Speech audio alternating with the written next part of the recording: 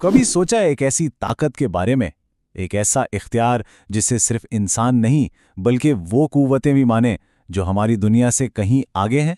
तो फिर सवाल ये उठता है कि आखिर सच्चे इख्तियार की हकीकी ताकत की पहुंच कहां तक हो सकती है, इसकी हद क्या है? और इस सवाल का जवाब हमें दो बहुत ही गैर मामूली वाक़यात में मिलता है।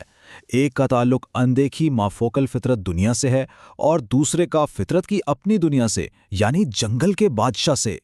चलें पहले वाक़ये की तरफ चलते हैं। हमारी कहानी का आगाज मदीना शहर से होता है, जहां अचानक एक अजीब सा खौफ फैलना शुरू हो जाता है। सोचें जरा, मदीना शहर में अचानक एक हलचल मच जाती है।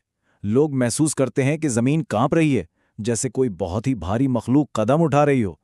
जल्द ही ये बात फैल जाती है कि एक खौफनाक, बहुत ही बड़ी मखलूक शहर की तरफ आ रही है। और ये कोई आम मखलूक नहीं थी, ये एक जिन था जो हज़रत आदम अलैहिस्सलाम की पैदाइश से भी 300 साल पहले तख्लीक किया गया था। और इसका कद 40 गज। जरा अंदाजा करें वो कितना बड़ा होगा। जब ये मखलूक मस्जिद नबी में दाखिल हुई तो वहां मौजूद हर शख्स इसे देखकर दंग रह गया। इसकी शक्ल बहुत ही हैबतनाक थी, आधा इंसान आधा जिन, आंखें जैसे आग के गोले हों। लेकिन सबसे अजीब बात, इसके दोनों हाथ खजूर के एक सूखे पत्ते से बंधे हुए थे। वो जिन अपनी तमाम तर हैबत के बावजूद बड़े अदब से पैगंबर खुदा को सलाम करता है और अपनी रिहाई के लिए मदद मांगता है। पैगंबर खुदा ने उससे पूछा, तुम्हें किसने और कब कैद किया? और यहाँ से जो कहानी शुरू होती है वो हज़ारों साल पर मुहित है। वो जिन बताता है कि एक ज़माना था जब वो तमाम जिन्नात पर हुकूमत करता था और बहुत जालिम था। फिर एक दिन उसका सामना एक नौजवान से हुआ जिसने सिर्फ एक ही थप्पड़ मारकर उसकी सारी ताकत ख़त्म कर दी और उसे खजूर के एक पत्ते से बांध दिया। सदियों तक वो भटकता रहा। हज़रत आदम के पास गया, हज़रत इब्राहीम के पास गया, लेकिन सबने यही कहा कि इसे सिर्फ वही शख्स आज़ाद कर सकता है जिसने उसे बांधा है।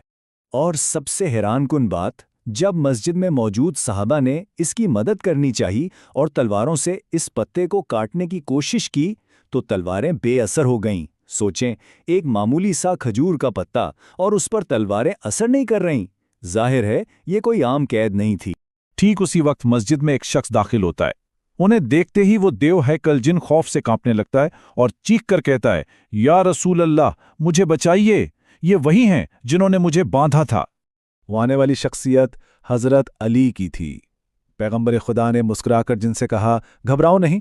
फिर उन्होंने हज़रत अली की तरफ देखा और फरमाया, ए मेरे भाई अली, इसे आज़ाद कर दो।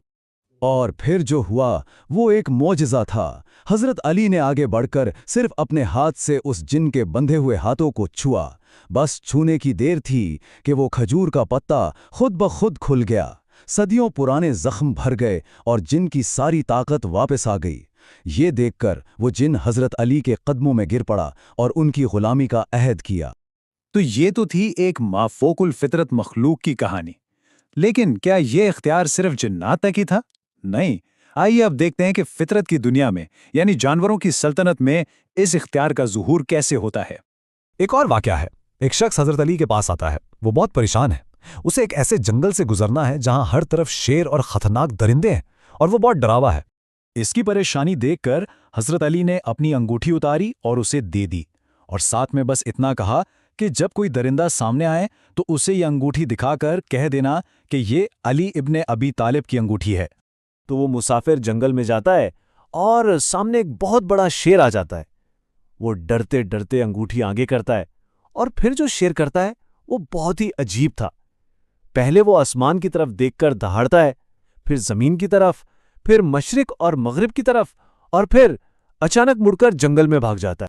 वो शख्स अपना सफ़र खैरियत से पूरा करके वापस आता है और सीधा हज़रत अली के पास पहुंचता है। उसके ज़हन में एक ही सवाल था कि आखिर उस शेर ने क्या किया था, उसकी इन अजीब धाड़ों का मतलब क्या था। तब हज़रत अली ने इस राज को खोला। उन्होंने बताया कि जब शेर ने आसमान की तरफ धाड़ा तो उसने कसम खाई उस खुदा की जिसने आसमान बनाया। जब ज़मीन की तरफ धाड़ा तो उस खुदा की कसम खाई जिसने ज़मीन बिछाई। और जब मशरिक और मगरिब की तरफ धाड़ा तो उस खुदा की कसम खाई जो सूरज को निकालता और डुबोता है। लेकिन इन किस्मों के बाद शेर ने जो आखिरी बात कही वो सबसे ज्यादा हैरानकुन थी। इसने ऐलान किया, मैं सरजमीन पर नहीं रहूंगा जहां मेरी शिकायत हज़रत अली से की जाए, और ये कहकर वो वहां से चला गया। تو جب ہم ان دونوں واقعات کو ایک ساتھ رکھتے ہیں تو ایک بہت ہی گہری بات سامنے آتی ہے۔ یہ ایک ایسے احترام کی کہانی ہے جو کسی ایک دنیا تک محدود نہیں بلکہ آفاقی ہے۔ دیکھیں، ایک طرف ایک طاقتور جن ہے جو ایک اشارے پر آزاد ہو کر ہمیشہ کے لیے غلام بن جاتا ہے، اور دوسری طرف جنگل کا بادشاہ شیر ہے جسے کسی زنجیر نے نہیں باندھا، لیکن وہ صرف نام سن کر ہی احترام میں سر جھکا دیتا ہے۔ تو اس سے پتہ چلتا ہے کہ یہ اختیار صرف جسمانی طاقت کا نام نہیں ہے، یہ ایک روحانی عظمت ہے، ایک ایسا مقام ہے جسے جنات بھی مانتے ہیں، جنگل کے درندے بھی پہچانتے ہیں اور انسان بھی تسلیم کرتے ہیں۔ بالکل، جیسا کہ کہا گیا ہے، یہ وہ رتبہ ہے کہ انسان ہوں، جنات ہوں یا پھر جنگل کے خونخوار درندے، سب کے سب ادب کرنے پر مجبور ہو جاتے ہیں۔ اور یہ واقعات ہمیں ایک بہت گہرے سوال کے ساتھ چھوڑ جاتے ہیں کہ جب کائنات کی ہر مخلوق، چاہے وہ نظر آئے یا نہ آئے، کسی ایک ہستی کے سامنے اس طرح احترام کا اظہار کرے تو یہ دراصل کس چیز کی نشانی ہے؟ اس پر سوچنا واقعی ایک بہت گہرا نقطہ ہے۔